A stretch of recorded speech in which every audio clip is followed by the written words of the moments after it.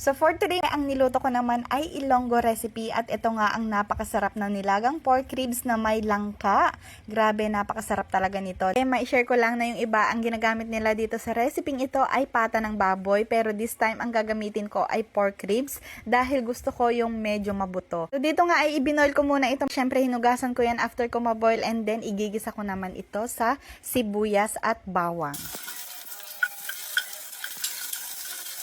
So after nga natin masute yung bawang at sibuyas, isusunod ko naman dito yung pork ribs and then after nyan ay titimplan ko na ito.